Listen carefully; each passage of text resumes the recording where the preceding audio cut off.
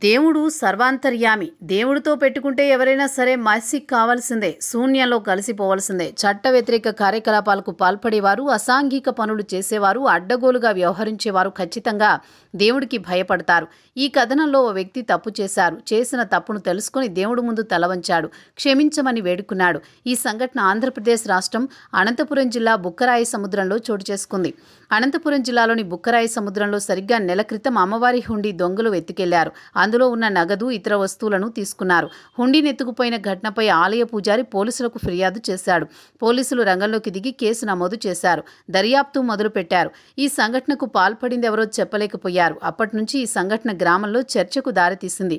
పోలీసులకు కూడా దొంగలెవరో తెలియకపోవడంతో ఈ కేసు ఒక మిస్టరీగా మారింది. గ్రామంలో అప్పుడప్పుడు ఈ సంఘటన గురించి చర్చ జరగడం, దొంగలెవరు అనే విషయంపై గ్రామస్తులు మాట్లాడుకోవడం, ఇలా సాగిపోతోంది అక్కడి వ్యవహారం. ఇదంతా జరుగుతుండగానే అనూహ్యంగా దొంగ ఎవరో తేలింది. ఊహించని పరిణామం ద్వారా అసలు నిజం వెలుగులోకి వచ్చింది. ఈ హుండీని ఎత్తుకు వెళ్లిన నాటి నుంచి ఆ దొంగ ఇంట్లో చిన్నపిల్లల ఆరోగ్యం క్షీణించడం మొదలుపెట్టింది. పైగా ఎత్తుకు వెళ్లిన సొమ్ములో ఒక లేఖ కూడా ఆ దొంగ పెట్టాడు.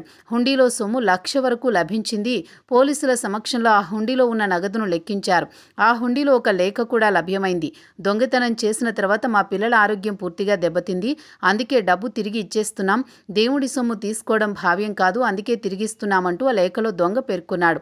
ఆ దొంగ లేఖను చదివిన తర్వాత గ్రామస్తులు రకరకాలుగా స్పందిస్తున్నారు. పలు విధాలుగా చర్చించుకుంటున్నారు. దొంగకు బుద్ధొచ్చింది, దేవుడి సొమ్ము తీసుకోకూడదు, అలా డబ్బు తీసుకున్నాడు కాబట్టి దేవుడు తన ప్రతాపాన్ని చూపించాడు, ఇప్పటికైనా దొంగలు తమ తీరు మార్చుకోవాలి.